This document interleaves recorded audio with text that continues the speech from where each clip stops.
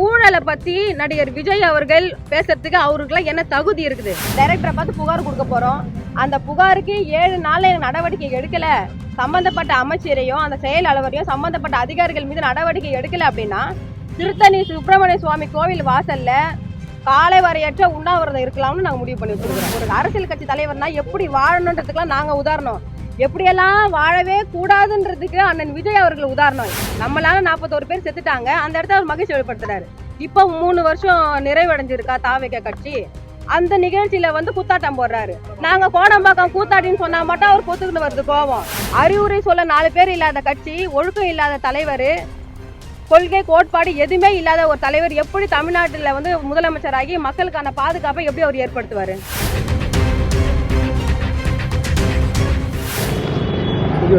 ஒரு மாதம் காலமா நான் நாட்டு மக்களை சந்திக்காம இருக்கிறேன். இந்த ஊடகத்தின் மூலமாக இன்னைக்கு நாட்டு மக்களை சந்திக்க வேண்டிய சூழ்நிலை. ஏன் நான் சந்திக்கல அப்படின்றதுக்கான காரணம் என்னன்னா, சில மாதங்களுக்கு முன்பாக திருப்பரங்குன்றம் முருகர் கோவிலில் அந்த மலை மீது தீபம் ஏற்றத்துக்கு தமிழ்நாடு அரசு தடையாக இருக்குது அப்படின்னு சொல்லி பாஜக, அதிமுக, சில இந்து அமைப்புகள்லாம் மிகப்பெரிய போராட்டம்லாம் பண்ணி தமிழ்நாடு முழுக்க அதை பேசும் அளவுக்கு பண்ணியிருந்தாங்க. நீதிமன்றங்கள், நீதிபதியெலாம் ஒரு சில உத்தரவுகள்லாம் கூட போட்டாங்க. அப்போ தான் நாங்கள் யோசித்தோம், தமிழ் கடவுள் முருகப்பெருமான் மீது எங்களுக்கெல்லாம் வராத மிகப்பெரிய பக்தி, அக்கறை பாஜக காரங்களுக்கும் அதிமுக காரங்களுக்கும் சில இந்து அமைப்புகளுக்கு, ஆர்எஸ்எஸ் அமைப்புக்கெல்லாம் இருக்குது அப்படின்றப்ப சில பொதுமக்கள் கிட்ட இருந்து எனக்கு சில தகவல் வந்தது. என்ன தகவல் அப்படின்னு பார்த்தீங்கன்னா, நம்ம திருவள்ளூர் மாவட்டம் திருத்தணி சுப்பிரமணிய சுவாமி திருக்கோவிலுடைய சொத்தை ஆட்டையை போட்டு மோசடி செஞ்சு திருடி வச்சிருக்கிறாங்க. திருத்தணி சுப்பிரமணிய சுவாமி கோவிலுடைய அந்த சொத்தை யார் திருடி இருக்கிறாங்க, கொள்ளடிச்சிருக்காங்க பார்த்தீங்கன்னா, அதிமுகவுடைய முன்னாள், அதாவது அதிமுக ஆட்சி காலத்தில் அப்போ இருந்த அறநிலைத்துறை அமைச்சராக இருந்த பரஞ்சோதி, அந்த பரஞ்சோதியும் அதே போல் செயல் அலுவலர், அந்த திருத்தணி தாசில்தார், அப்போது தாசில்தார், அந்த வில்லேஜ் விஏஓ, இவங்க எல்லாம் அந்த தாலுகாவுடைய எஸ்ஆர்ஓ, இவங்க எல்லாம் கூட்டாக சேர்ந்து திருத்தணி சுப்பிரமணிய சுவாமியோடைய திருக்கோயிலுடைய நிலத்தை அவங்க திருடி கொள்ளடிச்சிருக்கிறாங்க. நான் பாஜக காரங்களையும் ஆர்எஸ்எஸ்ஸையும் பாஜக கூட்டணியில் இருந்த அதிமுக கட்சியும் சில இந்து அமைப்புகள்லாம் நான் கேட்குறேன், உங்களுக்கு திருப்பரங்குன்றத்தில் இருக்கிற முருகன் மீது மட்டும்தான் பக்தியா, இல்லை திருத்தணியில் இருக்கக்கூடிய சுப்பிரமணிய சுவாமி மீது உங்களுக்கு பக்தி இல்லையா? அப்போ நீங்கள் திட்டமிட்டு தமிழ்நாட்டில் இந்து மக்களுக்கு எதிராக தமிழ்நாடு அரசு செயல்படுது அப்படின்னு ஒரு மாய பிம்பத்தை உருவாக்கணும்னு திருப்பரங்குன்றத்தில் மலை மீது அந்த தீபம் ஏற்ற விவகாரத்தில் தமிழ்நாடு அரசை மக்கள் மத்தியில் ஒரு தமிழ்நாட்டில் மத கலவரத்தை ஏற்படுத்தணும்னு திட்டமிட்டு நீங்கள் செயல்பட்டுருக்கீங்க. அதன் அடிப்படையில் இன்றைக்கி எமது தமிழர் முன்னேற்ற படை கட்சி பொதுமக்கள் கொடுத்த தகவலின் அடிப்படையில் அதிமுகவுடைய அப்போ இருந்த அறநிலைத்துறை அமைச்சர் பரஞ்சோதி அமைச்சர் அவர் திருத்தணி சுப்பிரமணிய சுவாமி கோவில் அந்த சொத்தை கொள்ளையடிச்சிருக்காங்க. சம்பந்தப்பட்ட ஆவணங்களோடு இன்றைக்கி தமிழ்நாடு லஞ்சம் மற்றும் ஊழல் கண்காணிப்புத்துறை இயக்குனர் அவர்களை நேரில் சந்தித்து புகார் மனு அளிக்க வந்திருக்கிறோம். அதே போல் அந்த திருப்பரங்குன்றம் கோவில் வாசலில் ஒருத்தர் போராட்டம் பண்ணார். இந்து மக்கள் முன்னணியோடைய தலைவராக பொதுச் செயலாளர் தெரியல, சகோதரர் அண்ணன் ரவிக்குமார் தீபம்லாம் ஏற்றி கருப்பூரெல்லாம் ஏற்றி ஒரு போராட்டம் முன்னெடுத்தார். என்னுடைய கட்சியுடைய பொறுப்பாளர்கள் சில ஆண்டுகளுக்கு முன்பாக மக்களுக்காக போராடி புழல் சிறையில் அடைக்கப்பட்ட போது நான் அவங்களை சந்திக்க போகும்போது இந்த ரவிக்குமார் என்ற இந்த நபர் 420 வழக்கில் சிறையில் இருந்தார். அப்போ இவங்களுடைய வழக்கெல்லாம் பார்த்தீங்கன்னா 420, அப்புறம் இந்த பொம்பளைங்க கேஸு, கொலை இது போல் நபர்கள் தான் இன்றைக்கி பாஜக, ஆர்எஸ்எஸ், இந்து மக்கள் முன்னணி வச்சுருக்கவங்களாம் இருக்கிறாங்க. இன்றைக்கி அவங்க திடீர்னு முருக பக்தர் மாதிரியும் இவங்க தான் இந்துக்கள் மாதிரியோ இந்து கடவுளெல்லாம் இவங்க தான் பாதுகாக்கிறாங்க அப்படின்னு ஒரு மாயை உண்டாக்கி தமிழ்நாட்டில் மத கலவரத்தை தூண்டும் வகையில் செயல்பட்டுருக்காங்க. ஆனால் இவங்களுடைய சாயெல்லாம் இன்றைக்கி வெளுத்து போச்சு. ஏன்னா இவங்களுடைய இது வந்து அதிமுக பாஜக அதிமுக கூட்டணியில் இருக்கிறப்போ 2015 நடந்தது. இதோடைய லேண்டு வந்து எவ்வளோன்னா ஒரு 3 ஏக்கரா 4 ஏக்கராக்கு மேலே இருக்கும். இன்னும் தோண்ட வந்துகிட்டே இருக்குது. நான் கலெக்ட் பண்ணியிருக்கோம். இப்போ வந்து என்கிட்ட கிடைச்ச தகவலின் அடிப்படையில் சில அரசு ஆவணங்களை ரெவென்யூ ஆதாரங்களெல்லாம் கலெக்ட் பண்ணி இன்றைக்கி வந்து விஜிலன்ஸ் ஆஃபீஸில் வந்து இன்றைக்கி புகாராக கொடுக்க வந்திருக்கிறோம்.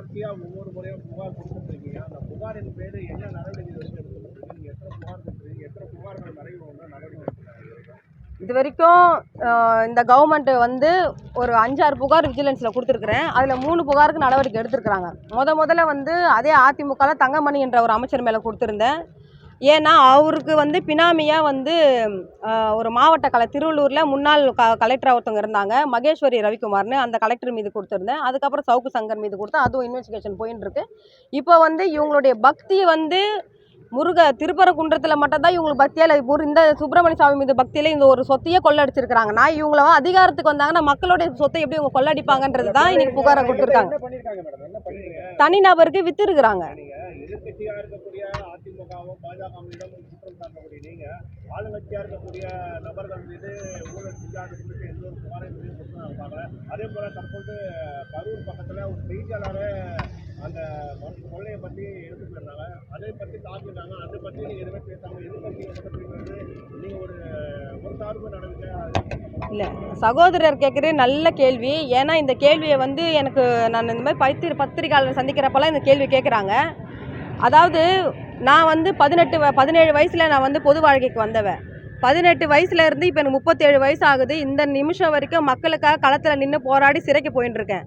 என்னை வந்து அதிமுக ஆட்சி காலத்தில் தான் என் இயக்கத்தை முடுக்கினாங்க, என்னோட தொழிற்சங்கத்தை முடுக்கினாங்க, என் வாழ்வாதாரத்தை முடுக்கினாங்க, என் கட்சி அலுவலகம் இருந்த கட்சி அலுவலகத்திலேருந்து காலி பண்ண வச்சாங்க. முற்றிலுமாக என்னை வந்து தொடர்ச்சியாக நான் என்னுடைய அரசியல் வந்து தமிழ்நாட்டில் ஒரு மிகப்பெரிய வந்து ஒரு தாக்கத்தை வந்து உண்டு பண்ணோம் அப்படின்னு சிலர் வந்து அதிமுக கவர்மெண்ட்லேருந்து அதிமுக கட்சியிலேயே எனக்கு வாய்ப்பு கொடுக்குறேன்னாங்க. எலெக்ஷன் தேர்தல் கட்டத்தில் சீட்டு கொடுத்து உங்களுக்கு வாய்ப்பு கொடுக்குறாங்க. நாங்கள் என்னுடைய கொள்கை கோட்பாடு தாண்டி நான் அங்கே போக முடியாதுன்றதுனால நான் தொடர்ச்சியாக அவங்க செஞ்ச ஊழலையும் மக்கள் பணத்தை அவங்க எப்படி கொள்ளடிச்சாங்க, அவங்க என்னென்னலாம் துரோகம் பண்ணாங்க தமிழ் மக்களுக்கு தொடர்ச்சியாக நான் களத்தில் நின்று போராடணும்.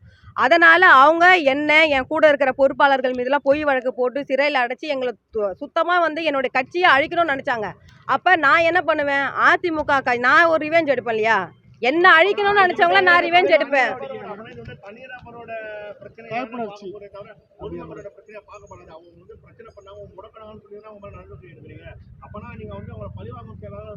ஆமா, நான் பழிதான் வாங்குறேன், நான் இல்லைன்னு சொல்றேன், ஓப்பனா சொல்றேனே.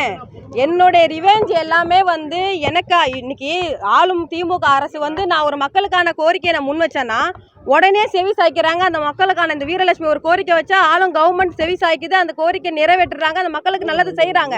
ஆனால் என்ன அழிக்கணும்னு நினச்ச அதிமுக கட்சியை அவங்க என்னென்ன மக்களுக்கு எதிராக நடந்தாங்க, அவங்க என்னென்ன ஊழல் பண்ணாங்கன்னு அவங்க என்னை அழிச்சதுனால நான் ரிவெஞ்ச் எடுத்து அவங்களுக்கு பழி வாங்குறேன். அவ்வளோதான். இது ப்ராக்டிக்கலாக இது எல்லாரும் செய்வாங்க தானே, இது மக்களுக்கான விஷயம் தானே. எங்க ஒரு கோவில் நிலத்தை இன்னைக்கு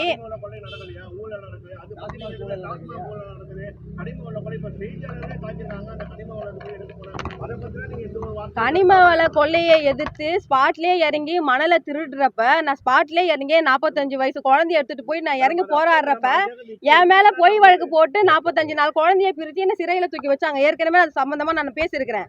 அப்போ என்னை பழி வாங்கினன்றதுக்காகல, பழி வாங்கினா அவனை திருப்பி நான் அவங்கள வந்து அடிச்சேனா இல்லை ஆளை வச்சேனா இது பண்ணனா அப்படி கிடையாது. என்ன அவங்க ஒடுக்குனாங்க. அப்போ அவங்க பண்ண தவிர மக்களுக்கு எதிராக அவங்க என்னென்ன பண்ணாங்கன்றதை டீட்டெயிலை கலெக்ட் பண்ணி நான் ஆதாரப்பூர்வமாக அரசு அதிகாரிகிட்ட புகார் கொடுக்குறோம், விஜிலன்ஸில் புகார் கொடுக்குறோம். அவங்க என்ன பண்ணியிருக்கிறாங்க, ஒரு கோவில் நிலத்தை அவங்க வந்து முருகப்பெருமான் மீது வந்து தைப்பூசத்துக்கு வந்து எந்த கவர்மெண்ட்டுமே லீவ் அறிவிக்கல.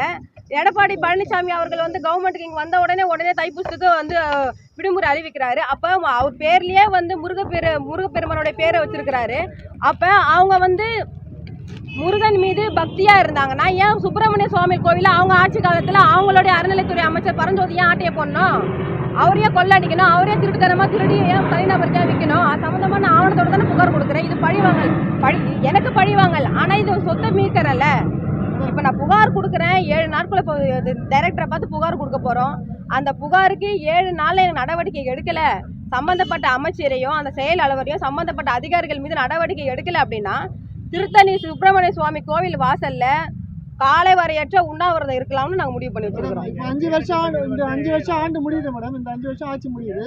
திமுக இந்த ஊழலை கண்டுபிடிக்க முடியலன்னு சொல்ல வரீங்களா? கண்டுபிடிக்கலாம் முடியல. நம்மளாம் உங்கள்கிட்ட மக்கள் முறையிலலாம் சொல்றீங்களா? இல்லை வந்து எங்க நாங்கள் வந்து அந்த லோக்கலில் நாங்கள் ஃபுல்லாக வந்து எங்களுடைய அமைப்பு இருக்குது. அங்கே இருக்கிற பொதுமக்கள் அங்கே வந்து கனிம வள கொள்ளையை நாங்கள் தடுத்தோம். அங்கே இருக்கிற விவசாய நிலங்களை பாதுகாத்தோம். அதனால தான் இவங்களை வழக்கெல்லாம் போட்டாங்க.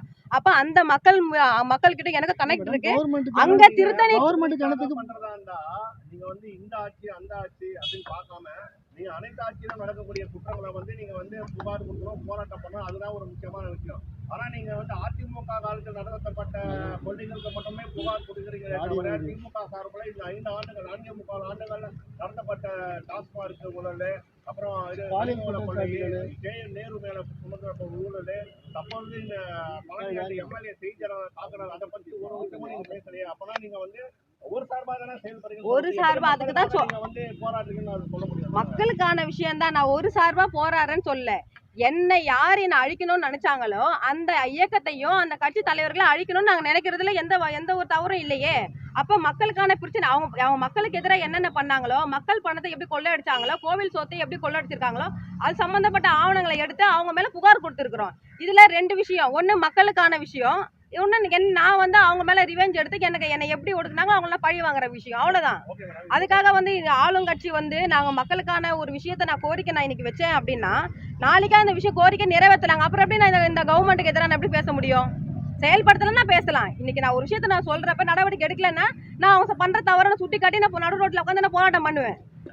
எவ்வளவு பாலியல் ரீதியான பிரச்சனைக்கு நான் இறங்கி போராட்டம் பண்ணேன். நடந்த ஊழல்கள் பத்தி எத்தனை நீங்க வந்து கோரிக்கை வச்சிருக்கீங்க? எதை வந்து திமுக அரசு நிறைவேற்று நிறைய மக்களுக்கான விஷயம் மேடம் நீங்க சொல்றீங்க. இப்ப இந்த 4.25 ஆண்டுகள் எத்தனை விஷயங்கள் வந்து எத்தனை கனிம வள கொள்ளைகள், எத்தனை ஊழல்கள், அதை பத்தி நீங்க வந்து திமுக தலைமையில் எடுத்து வச்சீங்க. எத்தனை இது வரைக்கும் ஒரு நடவடிக்கை எடுத்திருக்காங்க? அதை பத்தி நான் கொடுத்த புகார் மனுக்களுக்கு அதிகப்படியா வந்து 90% புகார் மனுக்களுக்கு இந்த கவர்மெண்ட் வந்து நடவடிக்கை எடுத்திருக்கிறாங்க. சில மக்களுக்கான பிரச்சனைக்கு புகார் கொடுத்துருக்குறேன், அதுக்கும் நடவடிக்கை எடுத்திருக்காங்க. சில விஷயத்துக்கு நான் போராட்டம் பண்ணி அந்த போராட்டத்துக்கும் செவிசாட்சி நடவடிக்கை எடுத்து எஃப்ஐஆர்லாம் போட்டு ரிமாண்ட்லாம் பண்ணியிருக்காங்க. நடவடிக்கை எடுக்கல அப்படின்றப்ப தான் நான் போராட்டத்தில் குதிக்க முடியும். நடவடிக்கை எடுக்கிறேன்ற பட்சத்தில் நான் உங்களுக்கு ஆதரவாக தானே நிற்க முடியும்.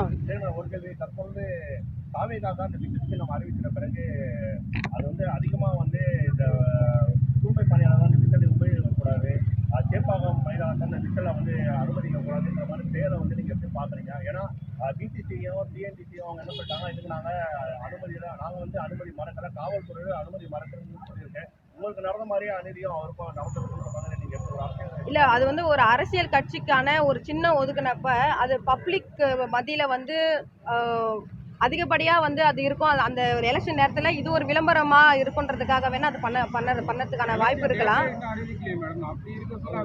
இல்ல, அது ஒரு கட்சியோட சின்னமா ஆயிடுச்சு இல்லையா? அது யாரா இருந்தாலும் வந்து ஒரு சாதாரண ஒரு விஷயமா இருந்தாலும் விளம்பரமாகும்.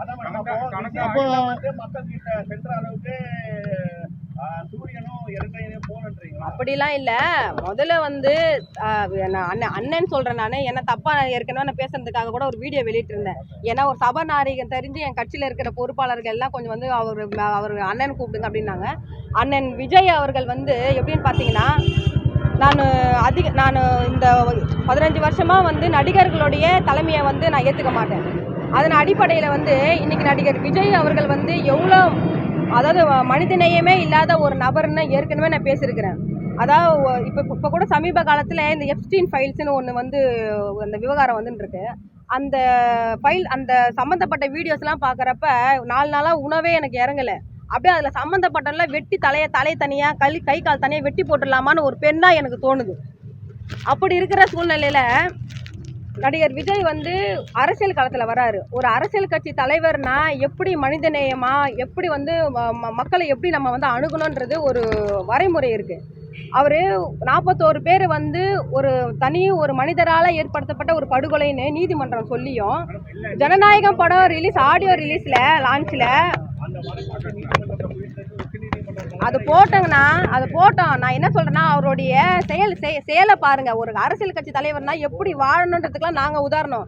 எப்படியெல்லாம் வாழவே கூடாதுன்றதுக்கு அண்ணன் விஜய் அவர்கள் உதாரணம். ஏன்னு கேட்டிங்கன்னா, அந்த ஜனநாயகன் படம் ரிலீஸ் ஆடியோவில் குத்தாட்டம் போடுறாரு, 41 பேர் சாவடிச்சிட்டாரு. கொஞ்சம் கூட அந்த இதுவும் இல்லை. ஒரு நடனம் ஆடுறோன்னா நம்மளுடைய மகிழ்ச்சியை தானே வெளிப்படுத்துகிறோம். அந்த இடத்துல வந்து மகிழ்ச்சி, அவருக்கு என்ன மகிழ்ச்சி வேண்டி கிடக்குது? நம்மளால 41 பேர் செத்துட்டாங்க, அந்த இடத்துல அவர் மகிழ்ச்சி வெளிப்படுத்துறாரு. இப்போ 3 வருஷம் நிறைவடைஞ்சிருக்கா தாவேகா கட்சி, அந்த நிகழ்ச்சியில வந்து குத்தாட்டம் போடுறாரு. நாங்க கோடம்பாக்கம் கூத்தாடின்னு சொன்னா மட்டும் அவர் பொத்துக்கிட்டு வருது கோபம். அப்ப எங்க நடனம் எல்லாருமே நடனம் ஆடலாம் ஆனா எல்லாருமே நான் கூட நடனம் ஆடலாம். நடனம் ஆடுறதுக்கான சூழ்நிலை இருக்குது, நடனம் ஆடுறதுக்கான சில இடம் ஏங்க இறந்து போய் 41 பேர் செத்து போய் இன்னும் வந்து அவங்க வீட்டில் அந்த சாவு வாசனை கூட போயிருக்காது. அதுக்குள்ள வந்து உங்களால செத்து போனவங்க வீட்டில் இன்னும் சாவு வாசனை கூட போயிருக்காது. அதுக்குள்ள நீங்க உங்களுடைய மகிழ்ச்சியை வந்து ஜனநாயக ஆடியோ ரிலீஸ்ல வந்து வெளிப்படுத்துறீங்க, உங்களுடைய ஆண்டு விழாவில் வெளிப்படுத்துறீங்கன்னா அப்போ உங்களுடைய மனநிலை என்ன? அப்புறம் ஊழலை பத்தி பேசுறீங்க. ஊழலை பத்தி நடிகர் விஜய் அவர்கள் பேசுறதுக்கு அவருக்குலாம் என்ன தகுதி இருக்குது? நீதிமன்றம் உங்களுக்கு ஃபைன் உத்தரவு போட்டிருக்கு, நீ ஃபைன் கட்டுன்னு அரசாங்கத்துக்கு. ஒரு வரி நீங்க கட்டல, அதுக்கு ஃபைன் போட்டு நீதிமன்றம் உத்தரவு போட்டு கட்ட சொல்றாங்க, நீங்க கட்டுனீங்களா? அப்புறம் நீங்க என்ன ஊழலை பத்தி பேசுறதுக்கு உங்களுக்கு என்ன அருகதை இருக்கு? உங்களுக்கு என்ன இது இருக்கு?